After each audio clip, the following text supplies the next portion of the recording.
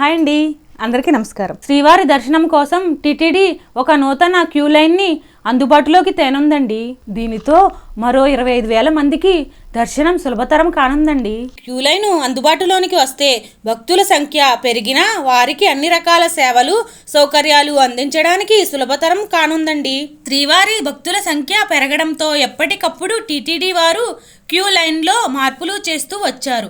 అలా వచ్చిన క్యూ లైన్లు ఇప్పుడు గోగర్భ డ్యాం వరకు వచ్చాయి. పెరుగుతున్న భక్తుల రద్దీ దృష్టిలో పెట్టుకుని టిటిడి వారు ఏర్పాటు చేస్తున్న ఈ నూతన క్యూ లైన్ ని నారాయణ ఉద్యానవనం నుండి గోగర్భ డ్యాం వరకు 18 కోట్ల రూపాయలతో 3 కిలోమీటర్ల పరిధిలో ఈ నూతన క్యూ లైన్ ను ఏర్పాటు చేస్తున్నారండి. దీని ద్వారా మరో 26,000 మంది భక్తులకు అన్ని సౌకర్యాలతో స్వామివారి దర్శనాన్ని కల్పించే ఏర్పాటు చేయనున్నారండి.